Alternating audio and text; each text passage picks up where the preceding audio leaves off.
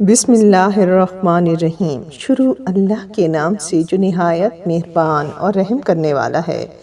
جب ایمن کی شادی ہوئی تو وہ اپنے شوہر کے ساتھ بہت خوش رہتی تھی۔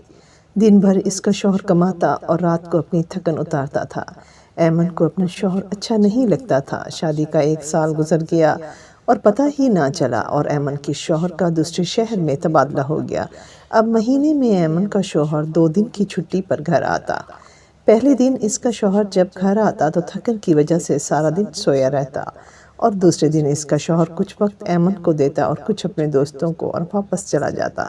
شادی کو ابھی 1 سال ہی گزرا تھا کہ اس کا خالی بستر اس کو کاٹنے کو دوڑتا تھا۔ ایمن نے اپنے شوہر سے کہا کہ وہ اکیلے گھر میں تنگ پڑتی ہے، اس لیے وہ اسے اپنے ساتھ لے جائے۔ ایمن اب ذہنی مریض بن چکی تھی۔ ایسے ہی ایک روز دوپہر کے وقت دروازے پر دستک ہوئی۔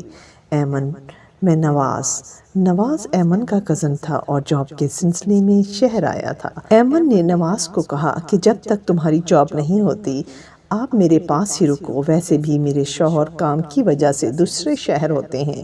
ایک دن نواز گھر لیٹ پہنچا تو اس نے خوشی سے ایمن کو گلے لگا لیا اور نوکری کی خوشخبری سنا دی۔ ایمن کو نواز کے گلے لگ کر بہت اچھا محسوس ہوا۔ وہ رات لیٹ نائٹ تک باتیں کرتے رہے اور مستی میں پتہ ہی نہیں چلا کہ وہ ایک دوسرے کے بے انتہا قریب چلے گئے اور شرم و حیا کی تمام حدیں کراس کر دی۔ صبح جب آنکھ کھلی تو ایمن حیران ہو گئی کہ نواز اس کے ساتھ بیڈ پر سو رہا تھا۔ بستر بکھرا ہوا تھا اور کپڑے بھی ادھر ادھر پڑے ہوئے تھے۔ اسی حالت میں اس کے شوہر کا ٹیلی فون آیا تو اس نے ایمن کو بتایا کہ میرا تبادلہ اپنے شہر میں دوبارہ کر دیا گیا ہے اور میں کچھ ہی دیر میں گھر پہنچ جاؤں گا۔ ایمن نے جب وہ فون کال سنی تو سکتے میں رہ گئی۔ اس نے جلدی سے نواز کو پچھلے دروازے سے باہر نکالا تو دیکھا کہ بہت سی گھر کی قیمتی چیزیں بھی موجود نہیں تھی۔ جب اس کا شوہر پہنچا تو اس نے گھر کا حال دیکھا تو پوچھا یہ سب کیا ہے؟ تو ایمن بولی تم گھر نہیں تھے اس لیے چور گھر کا سارا سامان چرا کر لے گئے ہیں۔ معصوم شوہر کچھ نہیں جانتا تھا لیکن حقیقت تو ایمن جانتی تھی۔